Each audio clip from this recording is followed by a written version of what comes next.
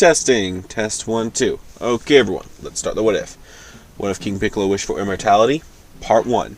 In this timeline, King Piccolo skipped out on eternal youth. Sure, it'd be great, but he would just die eventually, sooner or later. So this time, he wished, "Dragon, make me immortal." Shinron's eyes glowed for a moment before he spoke and told Piccolo his wish had been granted. Piccolo laughed hysterically as his immortality coursed through him. With a wicked grin, he knew his reign would last forever. Sure, getting his youth would be nice, but he can't risk someone else getting the Dragon Balls and undoing his mortality. So in a flash, he unleashed all the power he could. Despite not having the strength of his youth, a full power blast was able to just barely kill Shinron. Heh, finally, I can rule forever. The world will know my wrath. After this, everything goes basically as canon. The stealing attempt by Tien and Goku's rival, that is, until the fighting starts. King Piccolo was utterly stunned at Goku's power. Goku was easily able to decimate King Piccolo. Tien, lying on the ground, shouted out, Goku, stop! You can't beat him! He's immortal! Goku turned in shock. What? King Piccolo laughed as he said, "That's right. No matter how much power you have, it won't be enough to kill me. I'll always come back, with enough stamina and vigor to last until the end of time." Goku gritted his teeth. He needed something to win. The sealing ability would work, but he doesn't know how to do it. But Tien does. Goku turned to Tien. If he wanted to, he could easily outspeed King Piccolo and run away with Tien, waiting to seal him until another day. King Piccolo mocked him. "What's the matter? Scared? I figured you would want revenge after the death of all of those innocent people, including one of your dear friends, if I remember correctly." Goku shot back a stare of rage at King Piccolo. He jumped forward and kicked King Piccolo in the chest and sent him flying. Tien shouted out, Goku, stop! You're wasting your time and your effort! This won't bring Krillin back! Goku heard his words, but all he did was keep his eyes trained on Piccolo. Goku continued fighting Piccolo, trading blow after blow. For seemingly hours on end, King Piccolo was beaten and broken, each of his bones snapping and reforming.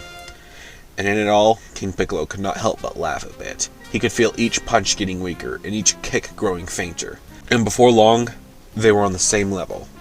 And not long after that, Goku was the one getting beaten up. Such foolishness. If you had quelled your rage, you could have ran away with your friend, maybe even sealed me one day. And yet here you are, just another body to add to the pile. King Piccolo, without a second thought, tore out Goku's heart and tossed him to the ground. Then he walked over to Tien, only to find he was no longer there. Where did he run off to? King Piccolo felt a small twinge of fear well up inside of him. As long as Tien was alive, he could be sealed. Damn it! Tien was later found slowly opening his eyes to a bright blue sky. The wind was cold and the atmosphere extremely thin. Tien sat up and found an old man standing before him. It was... King Piccolo? Kami shook his head. "No, my child. I am Kami, guardian of Earth." Kami explains the story of how King Piccolo came to be, and how he is the guardian of Earth. Tien asked, "If you can see the entire Earth, then why didn't you stop him?" Kami said, "My knowledge is great, but not absolute. I was unaware King Piccolo was free before he wished for immortality. I'm sorry." Tien looked down from the lookout. "You know what? I can still seal him. I just have to try again." Kami held out his arm. "No, you mustn't try so soon.